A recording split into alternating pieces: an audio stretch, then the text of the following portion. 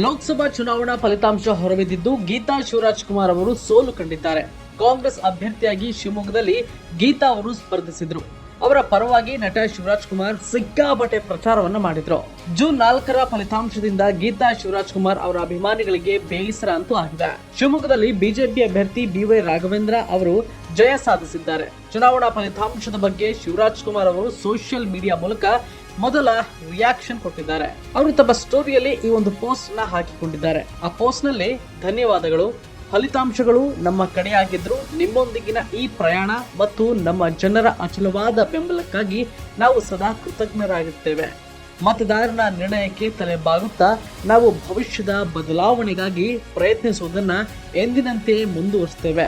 ತಮ್ಮ ಅಚಲವಾದ ಬೆಂಬಲದೊಂದಿಗೆ ಪ್ರೋತ್ಸಾಹಿಸಿದ ಪ್ರತಿಯೊಬ್ಬ ಕಾರ್ಯಕರ್ತರು ಹಾಗೂ ವಿಶ್ವಾಸವನ್ನಿಟ್ಟು ಮತ ಹಾಕಿದ ಪ್ರತಿಯೊಬ್ಬರಿಗೂ ತುಂಬು ಹೃದಯದ ಧನ್ಯವಾದಗಳು ಎಂದು ಶಿವರಾಜ್ ಕುಮಾರ್ ಅವರು ಪೋಸ್ಟ್ ಅನ್ನ ಬರೆದುಕೊಂಡಿದ್ದಾರೆ.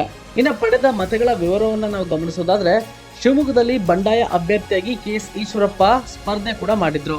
ಬಿಜೆಪಿಯಿಂದ BY ರಾಘವೇಂದ್ರ ಕಣಕ್ಕೆ ಇಳಿದಿದ್ರು. ಕಾಂಗ್ರೆಸ್ ಪರವಾಗಿ ಗೀತಾ ಶಿವರಾಜ್ ಕುಮಾರ್ ಅವರು ಸ್ಪರ್ಧೆ ಮಾಡಿದ್ರು. ಈ ಮೂವರ ನಡುವೆ ಪೈಪೋಟಿ ಏರ್ಪಟ್ಟಿತ್ತು. BY ರಾಘವೇಂದ್ರ ಅವರು 7,78,721 ಮತಗಳನ್ನ ಪಡೆದು ಜಯಬೇರಿ ಬಾರಿಸಿದ್ರು.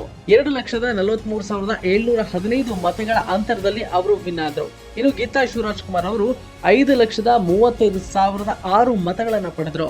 ನಿರ್ಮಾಪಕಿ ಗೀತಾ ಶಿವರಾಜ್ ಕುಮಾರ್ ಅವರಿಗೆ ಕನ್ನಡ ಚಿತ್ರರಂಗದ ಅನೇಕರು ಬೆಂಬಲವನ್ನ ಕೊಟ್ಟಿದ್ರು. ನಟ ದುನಿಯಾ ವಿಜಯ್ ಮುಂತಾದವರು ವಿವಿಧ ಊರುಗಳಿಗೆ ತೆರಳಿ ಗೀತಾ ಶಿವರಾಜ್ ಕುಮಾರ್ ಪರವಾಗಿ ಪ್ರಚಾರವನ್ನ ಮಾಡಿದ್ರು.